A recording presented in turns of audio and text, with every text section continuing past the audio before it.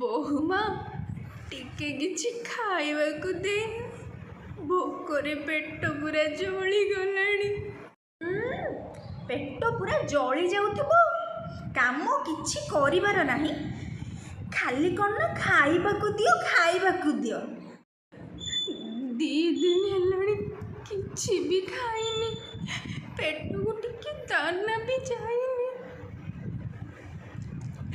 ଦେହ ପୁରା ଦୁର୍ବଳିଆ ଲାଗୁଛି। କିଛି ଟିକେ ଖାଇବାକୁ ଦେ ବୋଉ। କିଛି ଖାଇବାକୁ ପିଇବାକୁ ମିଳିବନି, କାମ କର ତାପରେ ଯାଇକି ଖାଇବାକୁ ମିଳିବ। ହଉ ବୋଉମା, ମୁଁ କରିଦେବି ଯାଉଛି। ସେ ବାସନ ମଜା ସରିଲା ନା ନାହିଁ?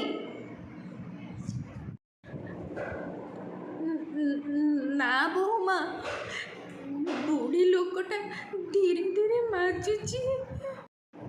ଜଲ୍ଦି ମାଜିକି ଏ ଲୁଗା ଗୁଡ଼ା ସବୁ ନିଅ ଧୋଇଦବ।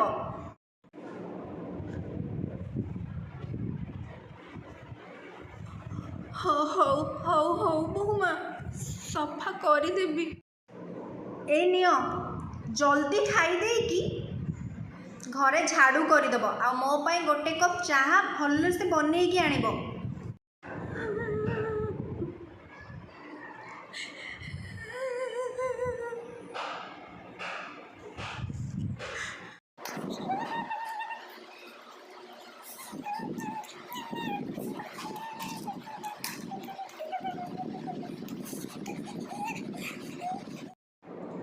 ସରିଲା ନା ନାହିଁ?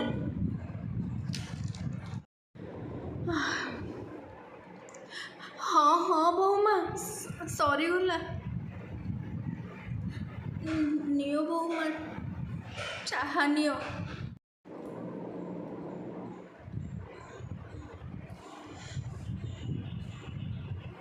ଇଏ କି ଚାହା ଆଣିଛ?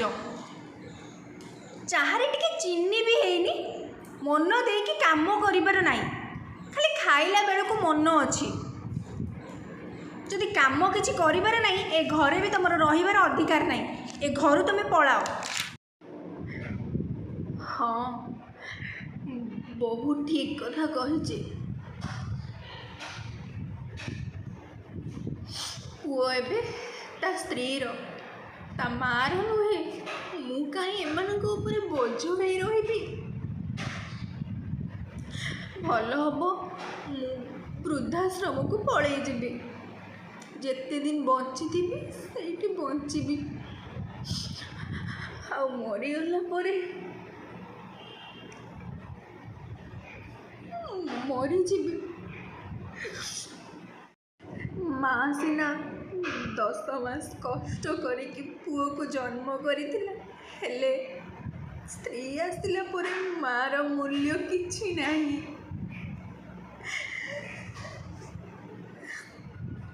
ପୁଅ ଏବେ ସ୍ତ୍ରୀର, ମା ପାଇଁ ତାର ଟିକେ ବି ସମୟ ନାହିଁ, ମା କଥା ବୁଝିବା ପାଇଁ ବି ସମୟ ନାହିଁ। ମା ଖାଉଛି ନା ଭଲରେ ଅଛି, ଥରଟେ ବି ଫୋନ୍ କରିକି ବୁଝୁନି।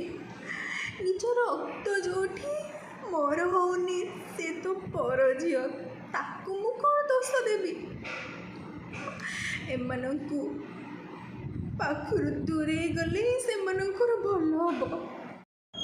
ଠାକୁରଙ୍କୁ ଡାକୁଛି, ଆଉ ସବୁବେଳେ ବି ଡାକିବି, ଏ ମା ଆଖିର ଲୁହ ତମମାନଙ୍କ ଉପରେ କେବେ ନ ପଡ଼ୁ।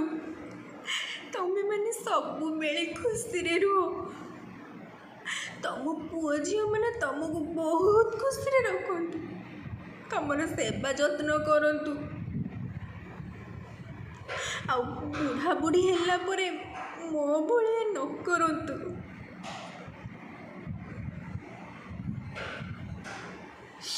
ତମେମାନେ ସବୁବେଳେ ଖୁସିରେ ରୁହ। ମୁଁ ଯାଉଛି। ହଁ, ବେଶୀ କଥା ନ କହିକି ଯାଅ। ରହିକି ଅନ୍ନ ଧ୍ୱଂସ କରିବାର ଅଛି। ମୋ ପୁଅ ବୋହୂ ମୋ ପାଇଁ ଏମିତି କରିବେନି। କାହିଁକି କରିବେ?